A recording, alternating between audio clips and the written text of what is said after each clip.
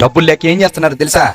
చదువుకోండి అమ్మా, కాలేజీలోకి వెళ్ళి చదువుకోండి, బాగా చదువుకుని ప్రయోజకులు అవ్వండి అనుకుని మేము ఏదో సంపాదిస్తున్నాం కదా అని సంపాదన కోసం పంపించేస్తుంటే వాళ్ళు వెళ్ళిపోయి వాళ్ళు సంపాదించుకుంటుంటే పాకెట్ మనీ తల్లిదండ్రులు ఇచ్చే సరిపోలేదని లగ్జరీలకు అలవాటు పడిపోయి నా పిల్లలకు మంచి మంచి హోటల్స్లో ఫోటోలు తీసుకుని పెడుతున్నారు కదా, నా పిల్లలు మంచి మంచి కారులో తిరుగుతూ ఫోటోలు పెడుతున్నారు కదా, మంచి మంచి ఏరియాస్కి వెళ్ళి ఫోటోలు పెడుతున్నారు కదా, వీళ్ళే మా అబ్బాయి అని స్టేటస్లు పెట్టుకున్నారు తల్లిదండ్రులు.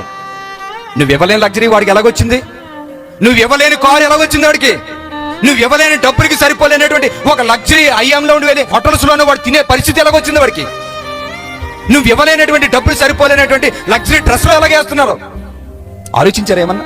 మా పిల్లలు కాదండి, మా పిల్లలు అలాగే ఉండరండి అంటే మీ పిల్లలు పాడైపోయే విధానం కూడా ఉన్నదే. తల్లిదండ్రులుగా మన భవిష్యత్తు మనం తెలియకుండా, మన బాధ్యతలు ఏదో తెలియకుండా విడిచిపెట్టేస్తే దారుణం అయిపోయిందండి సిచ్యువేషన్. మీకు ఒక సందర్భాన్ని నేను చూపిస్తాను చూడండి.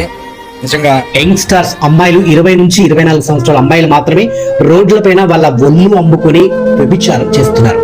చదువు కోసం హైదరాబాద్ కు వేరే రాష్ట్రాల నుంచి, జిల్లాల నుంచి నిజంగా వాళ్ళ తల్లిదండ్రులు కష్టపడి ఇక్కడికి పంపించి చదువుకోమని చెప్తే ఇక్కడ ఈజీ మనీ కోసం అలవాటు పడి వాళ్ళ ఒళ్ళు నమ్ముకొని ఇలా వ్యభిచారం చేస్తున్నారు.